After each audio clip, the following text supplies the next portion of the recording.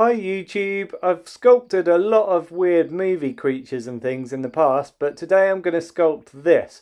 Perhaps the weirdest sculpt I've ever done from Iron Maiden's Can I Play With Madness album cover. For reference, I'm only going to use this image and one other, which is this one. This gives me a good side view of Eddie to refer to as well. Right, this is how I started off, just with some squashed aluminium foil just to make a basic head shape. I know what you're thinking Leon, it's perfect, don't change it at all. No, it goes through a lot of stages of looking bad before it looks good, but bear with me, it gets much better than this. I'm going to be using Milliput for all the main sculpting, and it's a two-part putty, and I'll talk about it more later, but I've just used it here just to line the mouth and just get some of the main face structure in. This is just refining the chin shape a little bit, and the nose, getting some of the kind of face wrinkles on, all the main kind of cheek structure and eyebrow ridges. Next I use the Milliput to line the neck and also to do the top of the head. Remember, the top of the head has to look like a broken egg, so I used a lot of like kind of flattish surfaces to create that kind of look of a broken egg, and then I've put this line on as well around the head. Next I drilled a couple of holes on each side of the head and just put these really long screws in. These are going to be the supports for the sort of hand coming through the head, and the bit on the other side for the sort of corkscrew attachment. I also made this flat plate section which is going to go in the middle of his forehead. I made this very rough shape of it first, and then I just rubbed it on some sandpaper to get it nice and flat and square edged. Next I built over the screw, turned it into a wrist, and I've just left a blob on the end which I can turn into the brain and the hand later. I've done the laser eye section, and I've also done the corkscrew attachment part as well on the other side. This is just a rough shape at the moment, but I can refine it later. I managed to find a spare old spoon that I didn't need, so this one will do nicely. You can see I've just built up some yolk in there, and I've put a wire coming down to form the drip from the yolk. Next I did the tongue, and then I did the gums and the top row of teeth. Normally I just do a row for the gums and then push the teeth up into it, but this time I just did a whole lot and then just pressed it all in. Then I did that hand and the brain. That was quite nice. I just put a big blob of Milliput on there and then just pressed into it all the fingers and all the blobs for the bumpiness of the brain texture. I also started the spinal cord, which involved drilling a hole and pushing two wires up into it that all twisted around themselves just to give extra strength. So I made the tube for the spinal cord over the top of that, and then I made that first vertebrae. I was just going to mention the material that I'm using for this, which is Milliput, because they sponsor this channel. If you haven't used Milliput before, it's a two-part putty. It looks like this. You mix the two parts together in equal amounts and it starts to set rock hard in about 4 hours. Okay, lots more details added. So I've done more vertebrae at the bottom with some veins sort of running through them. I've done the bottom teeth and gums. I've done the exploding bit at the side of his head, so it looks like kind of skin and bone kind of breaking through his face, which is quite a nice touch. And then I've done the corkscrew effect. For the corkscrew effect, I basically just rolled a long length of Milliput and just twisted it around a pen, waited for it to dry, and then, got it off the pen.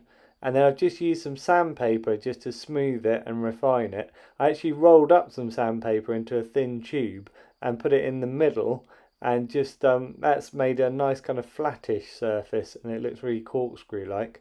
You can see here on the spoon I've done the drip coming down the spoon, and that runs down his face as well. That'll look much more like yolk obviously when it's painted bright yellow, but for now I'm really pleased with how this is looking, and I'm getting quite excited about getting to the painting stages now. I drilled a few more holes and added some actual screws in. So you can see I've added the two on the plate on his head, and then you've got these longer screws that basically just go through his cheek and in a few other places.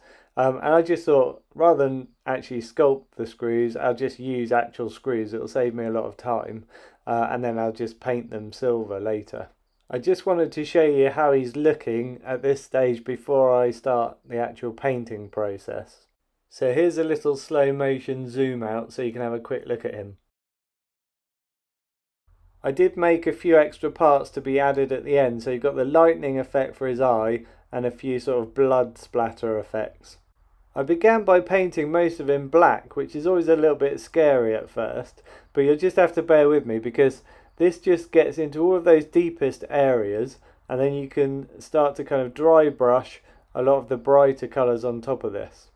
Okay, the dark areas might still look just black on your screens, but they're not. I've actually dry brushed a very dark reddish brown over the top, just for the initial start of the flesh colours. So it is making a bit of a difference. I can see it, but you might not be able to see it that well. I've also painted the white of the egg and then obviously the yellow of the yolk. I've painted the corkscrew silver. I also painted the spoon silver, even though the spoon was already silver. I wanted it to be the same silver as the corkscrew. Here you can see I've started painting the tongue and the gums and the teeth. I've also done silver on the screws and on the plate on his head. I've also painted his eye white initially. I'm going to be painting that red, but I wanted it to be a bright red, so I've done a white undercoat. You can see I've put this kind of pinkish colour on for the corkscrew base. I'll add darker colours on top of that later. But yeah, looking good at the moment. I've dry brushed quite a lot of lighter flesh colours on as well, so it starts to look a lot more kind of like skin tones. You can see I've put some red underneath his neck, and then I've done his vertebrae in basically different shades of grey. Okay, just before I show you my sculpt with all the finishing touches added to it, I'll just show you the piece of original artwork again that I'm working from, just to refresh your memory really. I'll talk a little bit at the end of this video about why I love this piece of artwork. Okay, and this is how he's turned out. It's really amazing for me to think that just a few days ago I had the thought about making him, and now he's done it. It seems to have happened pretty quickly really. So if you have a look here, you can see the yolk trickling down his face, being painted a nice bright yellow. That stands out really well. You've got the red laser eye, again nice bright red, so that makes that stand out. Then you've got this lightning effect where I just painted that shape blue and then just put white in the middle, and that worked really well. I was really chuffed with that. Got the red sort of blood vessels coming from the brain, again nice and bright. Lots of little tiny red veins painted onto the brain as well. The teeth, I've added some grey just to kind of tone them in so they're not just pure bright white. I think that helps quite a lot. Obviously all of the skin has got lighter and lighter shades of flesh colour added to it. On the spinal cord here I've done that blue, and you've got these kind of veins as well at the sides of the vertebrae. Those were done with like a dark red initially and then a bright red. So the whole thing has ended up with some really nice bright colours on it, and I think it looks pretty eye-catching, and I'm super chuffed with how it's turned out. I didn't think I'd be able to do anything that looked anywhere near as good as this. I know like it's not perfect to the original, but it's kind of as close as I wanted it to be. I suppose in the future I could add extra little details here and there, like maybe a few bits of kind of broken face fragments breaking off and that sort of thing I could add in, but for now this is going to look great in my studio, hung up amongst all my other kind of weird monsters and creatures from movies and that kind of thing.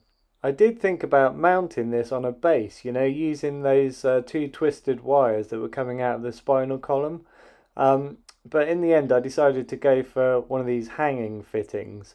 I think that should look quite cool. So I've put a screw here in my cabinet, so I can put it on here just to give you the rough effect. It won't be living here, obviously, it'll be down in my studio, but this gives you the rough idea.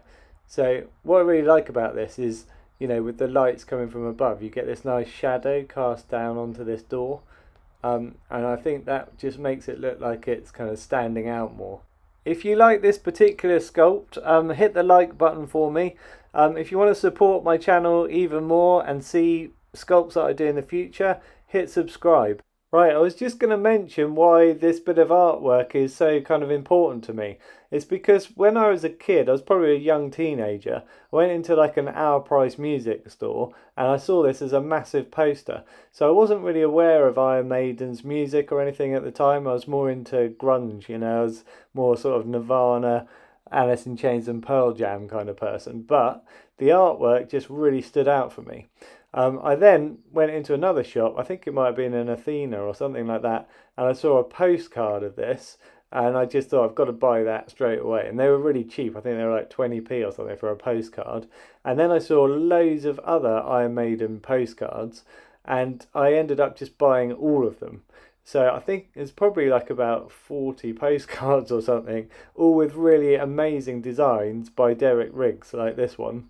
And so I had this collection for ages, and I think I ended up cutting them all up, but I've subsequently bought them all back, and they're really, really cool postcards. I love them so much. So if you haven't seen them, I suggest you give them a quick Google. Just have a look at Derek Riggs's other artwork. As somebody who is an illustrator, I can really appreciate how long it takes to paint this kind of thing. And just the amount of work that he's done for Iron Maiden over the years is just incredible.